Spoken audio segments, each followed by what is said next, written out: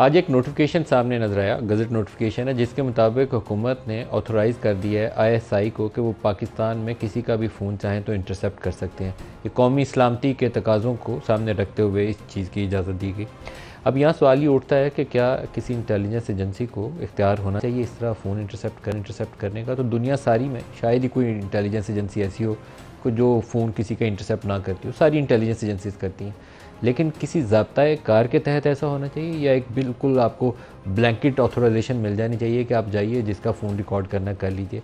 ये मामला कभी भी खुल के इस तरीके से सामने नज़र नहीं आया। हालांकि बहुत से लोग इशारों कनायों में ज़िक्र करते थे। हम मीटिंग करने जाते थे बाज़ लोगों से, मैं नाम नहीं उनका लूँगा, वो फ़ोन हमारे बंद करवा देते थे। फ़ोन बंद करवाने तक भी यहाँ तक नहीं था रहता कि बंद करके यहाँ रख दें, बल्कि बाज़ मीटिंग्स ऐसी थी जो कुछ हाई प्रोफाइल लोगों के साथ, वो कहते थे इसको ऑफ़ करके तो कमरे के बाहर छोड़ कर आएँ, फिर अंदर बैठ के मीटिंग होगी। तो इस कदर इस फ़ोन से खौफ था। तो हम लोग कहते थे कि ठीक है, शायद इनका फ़ोन इंटरसेप्ट होता होगा, या हम लोग मीडिया पे आते हैं, बड़े बड़ी शख्सियात से मिलते हैं तो हमारे फ़ोन टैप होते होंगे। लेकिन फिर जब ये मामला हाई कोर्ट के सामने आया, जजेज़ की कुछ शिकायत सामने आई, जजेज़ ने ऑर्डर जारी किया, तो वहाँ जाकर ये राज खुला कि पहले तो हाँ ना में बात गोलमोल की जा रही थी। वहाँ ये बताया गया कि पीटीए का जो इख्तियार है किसी को लाइसेंस जारी करने का, उसके अंदर एक चेक के अंदर ये लिख दिया गया है कि 2% जो उनके सब्सक्राइबर्स हैं किसी भी फ़ोन कंपनी के, उनका डाटा पूरा रिकॉर्ड करने के लिए, कॉल रिकॉर्ड हासिल करने के लिए, इंटरसेप्ट करने के लिए या उसको ट्रैक करने के लिए वो खुद से अपने सिस्टम के अंदर डिवाइस लगाएंगे, और जब भी वो रिकॉर्ड चाहिए होगा किसी भी इंटेलिजेंस एजेंसी को, उनको रिक्वेस्ट करेंगे और वो तफसीलात पूरी मिनवन उस तक पहुंचा दी जाएंगी।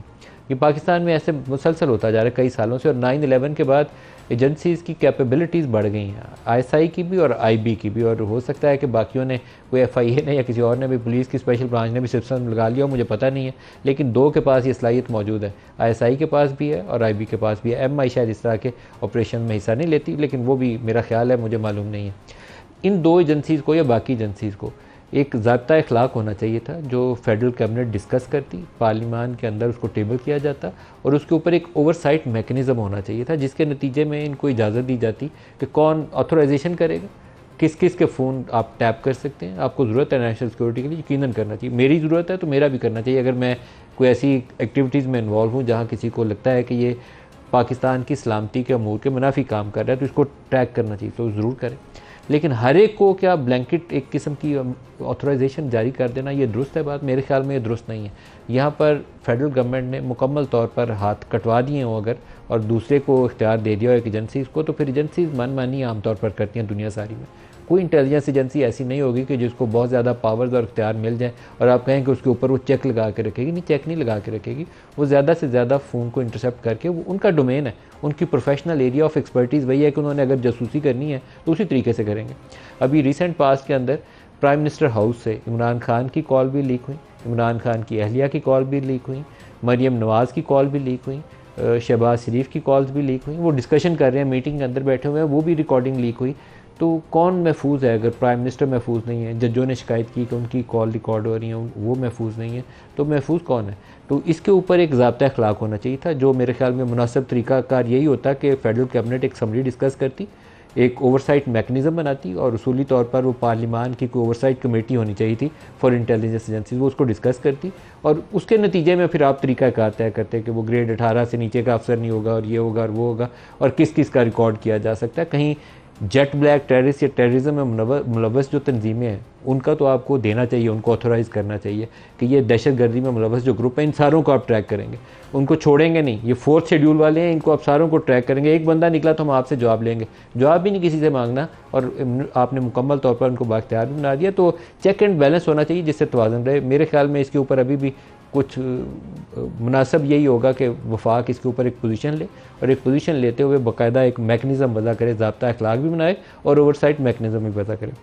जो सबसे बड़ी सियासी मैदान की खबर है, जिसके ऊपर सुप्रीम कोर्ट पिछले कुछ रोज़ से समाअत कर रहा था, आज उसका जजमेंट उन्होंने रिज़र्व कर लिए, फ़ैसला महफूज कर लिया, वो है रिज़र्व सीटों का मामला। रिज़र्व सीट्स के ऊपर सबसे बड़ी इस वक्त जो गेम इधर या उधर किसी तरफ भी बाजी पलट सकती है, सिर्फ एक चीज़ के ऊपर उसकी गेम चल रही है कि पीटीआई की सीटें अगर तो हुक्मरान इत्तेहाद को मिल जाती हैं, पीपल्स पार्टी को मिल जाती हैं, PMLN को मिल जाती हैं, JUI वालों को मिल जाती हैं। तो हुक्मरान इत्तेहाद जो है इस वक्त उसके पास 2/3 मेजॉरिटी हो जाती है, जो कॉन्स्टिट्यूशनल अमेंडमेंट वो करना चाहते हैं अपना इख्तियार मजबूत करने के लिए या इस्टेब्लिशमेंट को खुश करने के लिए, या जुडिशरी को वो कह रहे हैं कि चीफ जस्टिस का जो ऑफिस है उसको 3 साल की मुद्दत उसकी कर देते हैं। उसके लिए उनको वो अपनी 2/3 मेजॉरिटी मिल जाएगी जिससे वो ये आईनी तरमीम कर सकते हैं। अगर ये सीटें PTI को वापस चली जाती हैं तो 2 काम होंगे। एक तो PTI पावरफुल ब्लॉक के तौर पर पार्लियामान में मर्ज कर जाएगी, उसका नाम पाकिस्तान तहरीक इंसाफ हो या सुन्नी इत्तेहाद कौंसिल हो, वो एक यूनाइटेड 100 बंदों का या 110-20 बंदों का एक ब्लॉक खड़ा हुआ नज़र आएगा पार्लियामान के अंदर। वहाँ ये PMLN जो माइनॉरिटी पार्टी है इस वक्त पार्लियामान में और हुकूमत में बैठी हुई है, इसकी सर्वाइवल मुश्किल हो जाएगी गोइंग फॉरवर्ड। दूसरा एक जो शायद सुप्रीम कोर्ट का अपने फैसले में ही तय करना, लेकिन जस्टिस मंसूर अली शाह ने सुमात के दौरान इसके हवाले से कुछ ऑब्जर्वेशन दी थी। इलेक्शन कमीशन का एक फ़ैसला था बल्ले का निशान लेने का, सुप्रीम कोर्ट ने उसकी तौसीक कर दी, फिर बल्ले का निशान उनके अरकान से वापस ले लिया। अब सुप्रीम कोर्ट ने ही कहा कि उनके उस फैसले की इलेक्शन कमीशन ऑफ पाकिस्तान ने गलत इंटरप्रटेशन की थी। उस गलत इंटरप्रटेशन के नतीजे में पाकिस्तान तहरीक इंसाफ के जितने कैंडिडेट्स थे उन सारों को इंडिपेंडेंट कर दिया। अब सुप्रीम कोर्ट कहता है ये हमने कहा ही नहीं था। तो वहाँ पर या तो बदनीति है या मिसअंडरस्टैंडिंग है, जो भी काम हो।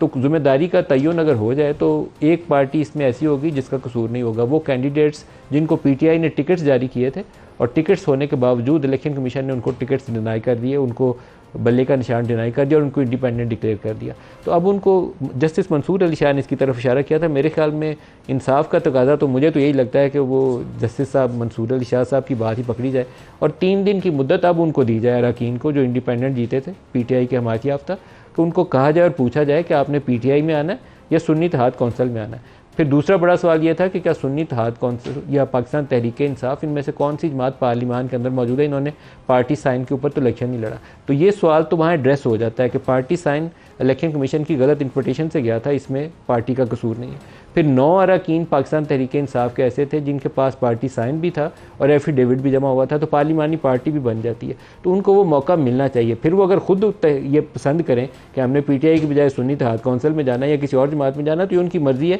लेकिन उस गलती की इस्लाह करनी सुप्रीम कोर्ट का आई थिंक फ़र्ज़ बनता है, उसकी इस्लाह करे और मामला आगे बढ़ाए। कुछ आपको 1-2 स्टेटमेंट सुनवा दें जो जजेस ने आज कहीं। सबसे पहले जस्टिस अतर मनीला साहब हैं जो इलेक्शन कमीशन और का जो बुनियादी हक है उसके ऊपर बात कर रहे हैं, क्योंकि इस सारे मामले की सारी बहस के अंदर एक चीज़ जिसके ऊपर बहुत से सियासतदान और सियासी जमातें बात नहीं करती कि वोटर्स को उनके फंडामेंटल राइट से महरूम किया गया। उनका हक था कि वो अपनी पसंद की जमात को, अपने पसंद के उम्मीदवार को वोट करते, लेकिन यहाँ कुछ फैसलों या उसकी गलत इंटरप्रटेशन के नतीजे में एक पूरी सियासी जमात को इलेक्शन के अमल से बाहर कर दिया गया। जस्टिस अतर मनीला इसके ऊपर क्या कह रहे हैं, सुनिएगा। Most important is that right of vote. Yes. No one is arguing that.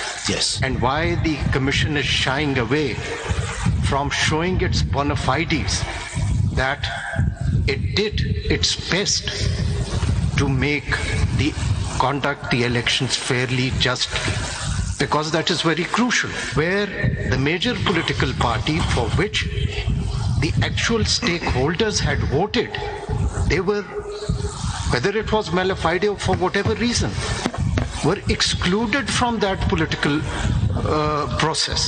But again, you see, when we come to 51D, right of the political parties, it does not give any weightage to the independents. Serious questions raised regarding the elections that were conducted in 2018, and it had raised serious questions on the election commission as well. So are we going to repeat that?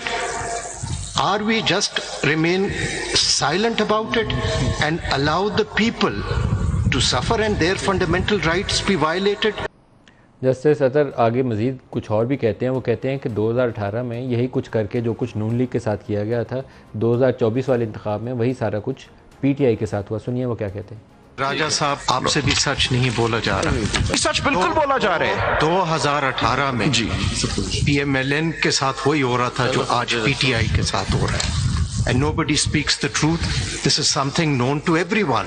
Sir, I've written and that is how Constitution should be interpreted to uphold the democratic principles and the structure, and particularly the rights of those voters who have been wronged. This court not correct the grave violation of the entire electoral process by the Election Commission by excluding a political party from the election process. But all the facts are now before your lordships, and your lordships can make any order that advances and implements the constitution.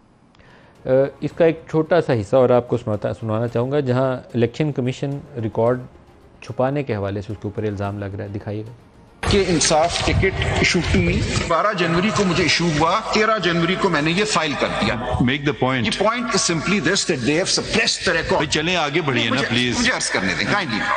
I think it's very important in this particular case, the fairness of the elections and the role of the election commission itself. I'm grateful, if it can suppress some material information from us, from the Supreme Court. Then they said, sorry, we will not treat you as PTI candidates because the Supreme Court judgment. मुझे इन्होंने कहा कि हम ये receive ही नहीं करते आपसे ticket. Can we make the point now? Point is that the record filed by them is not reliable. Government और कॉन्स्टिट्यूशनल बॉडीज बोनाफाइड लिटिगेंट समझे जाते हैं। जी। अब तो ECPP मुकदमा जीतने आई है like an ordinary litigant. They are acting as if there are adversaries. They have come before us to behaving like an ordinary litigant. Absolutely. They want to win the case. हमारे साथ आज panel में शामिल हैं शोएब शाहीन साहब और मोहसिन शाहनवाज रांझा साहब। दोनों को खुशामदीद कहता हूँ। शोएब साहब जस्टिस अतर थ्रू आउट बहुत ही पावरफुल पोजीशन लेते रहे, बल्कि जस्टिस मंसूर ने भी, जस्टिस मुनीब ने भी, जस्टिस मंदोखेल ने भी काफ़ी हद तक उनका साथ दिया, जस्टिस आयशा ने भी। आज जजमेंट रिज़र्व होगी, फ़ैसला महफूज हो गया। नेक्स्ट स्टेप क्या है और क्या तवक्कुआत हैं आपकी? देखें, बड़े इंपॉर्टेंट क्वेश्चंस आए। एक बात तो तय हो गई, मेलाफाइडीज़ ऑफ द इलेक्शन कमीशन वो सबके सामने खुल के सामने आ गया। यानी जो मैं पहले दिन से कह रहा था कि सबसे बड़ी जो जराइम की आमाजगाह बना हुआ है वो इलेक्शन कमीशन बना हुआ है। कई दोस्त नाराज़ होते थे जी बड़ी कॉन्स्टिट्यूशनल बॉडी है। भाई अगर कोई कॉन्स्टिट्यूशनल बॉडी जुर्म करेगी तो जुर्म तो रहेगा ना। आज चीफ जस्टिस समेत सब ने इस बात को एग्री किया राइट फ्रॉम द बिगिनिंग कि सुप्रीम कोर्ट की जजमेंट को मिस इंटरप्रेट नहीं किया। बेईमानी के नतीजे में उसको जानबूझ के एक पॉलिटिकल पार्टी को एक करीना से निकालने के लिए प्रोसेस से उनको आउस्ट किया गया। यानी देखें, मेरा और इनका भाई मेरे सलमान का पहले दिन का, आपके प्रोग्राम में भी मैंने ये कहा था, पहले दिन का हमारा एक प्रिंसिपल स्टैंड था, वी आर नॉट इंडिपेंडेंट। हमने डिक्लेरेशन दी है कि we are party members. Supreme court ने इंट्रा पार्टी इलेक्शंस के ऊपर फैसला दिया है। ये नहीं कहा कि हम पार्टी के मेंबर ही नहीं रहे, हम पार्टी से ही फारिग हो गए हैं, तो लिहाजा हमें कम से कम पार्टी को की तरह ट्रीट किया जाए। इन्होंने क्या कहा, इलेक्शन कमीशन ने, उन्होंने कहा नहीं फारिग। लेकिन यहाँ बोझ सिर्फ इलेक्शन कमीशन पे नहीं है, सुप्रीम कोर्ट में भी है, क्योंकि सुप्रीम कोर्ट के उस फैसले की मिस इंटरप्रिटेशन हुई है और इलेक्शन हो गए, सारे बैठे रहे आराम से। अब कह रहे हैं बताओ कहाँ से शुरू करें, तो वो वहीं से शुरू करना पड़ेगा जहाँ से गलती हुई। खूबसूरत बात की। देखें, सुप्रीम कोर्ट का नाम जब आता है, हमें एहतियात का दामन भी हम हाथ से नहीं जाने देते, हमें एहतियात से बात करते हैं। लेकिन उसके बावजूद देखें, ये किसका हक था? ये पॉलिटिकल पार्टी का नहीं, ये 70% ये जो नाखानदा आबादी है, जो सिर्फ एक निशान देख के वोट देता है, ये उनका हक था कि उनको किस सिंबल पे निशान लगाना है। आपने 70% आबादी को, वोटर को, आपने उनके हक से महरूम कर दिया। ये बहुत बड़ी बात थी। उसके बावजूद लोगों ने, आपके सामने है, ये इतना बड़ा इनकलाब था जिसका फ़ायदा लिया जा सकता मुल्क की खातिर। आपने उस इनकलाब को रास्ते में रुकावटें खड़ी करके मुल्क को अफरा तफरी में पैदा कर दिया। लोगों ने उसके बावजूद बाहर निकले, लोगों ने फिर भी वोट डाले। मैं ख़ुद गवाह हूँ, मैं इस प्रोसेस का हिस्सा हूँ। लोगों ने वोट डाले 80%, 90%, 60%, 65%, जहाँ जहाँ जो हिस्सा था लोगों ने वोट डाले। मैं यहाँ 1,05,000 वोट लेके आया हूँ। ये नहीं कहता कि मैं बड़ा पॉपुलर हूँ, नारहर के नाम पे वोट मिला। लेकिन खान साहब की यहाँ जो उस वक्त वोट लिए थे, 93,000 वोट लिए थे 2018 में, इसी कॉन्स्टिट्यूंसी में लोगों ने वोट दिया। इसके बावजूद कि मेरा, आपको पता है, मेरा इंतखाब निशान फाख्ता, उसके नीचे ऊपर हुदहुद, उसके नीचे तोता, उससे ऊपर मोर, 4 परिंदों के बीच में मेरा परिंदा रख के मुझे हवाले किया गया। उसके नतीजे में 8-10 हज़ार वोट मेरा ज़ाय हुआ। मगर उसके बावजूद, कैन यू इमेजिन, खुदा की कसम, आपका केस ट्रिब्यूनल में लगा हुआ है, इसलिए उसके ऊपर बहुत ज़्यादा मैं ज़्यादा नहीं जाना चाहता, मैं उस ट्रिब्यूनल केस में भी जाना चाहता। देहातों में तारिक फजल साहब को जुर्माना हो गया 20,000 रिकॉर्ड का कल आपने प्रोग्राम में भी उनको लिया हुआ था। अब अल्लाह करे कि वो कल फॉर्म ले आएंगे तो फिर उस पर बात करेंगे। कल उनकी तारीख लगी हुई है। बात यह है कि सर नदीम भाई, लोग देहात की ख़वातीन, मैं सारा दिन फिरता रहा हूँ, सुबह मैं निकला, तमाम मेरी जो कॉन्स्टिट्यूंसी थी ना, सबसे बड़ा हल्का था, एक पोलिंग स्टेशन पे गया हूँ। यकीन करो, ख़वातीन जो अनपढ़ हैं वो निशान लेकर आई हुई थी कि हमने इस तरह निशान लगाना है। इतनी लोगों में एक वलवला था कि हमने तब्दीली लेकर आनी है, और आपने उस तब्दीली को ये सारा कुछ होने के बावजूद आप लोग जीत गए थे। लोगों ने बड़ी तादाद में आपका निशान ढूंढ लिया, चिमटा भी ढूंढा उन्होंने, थाली बैंगन ढूंढा, फाख्ता भी ढूंढी, उन्होंने सारों को जाके मोहर लगाई।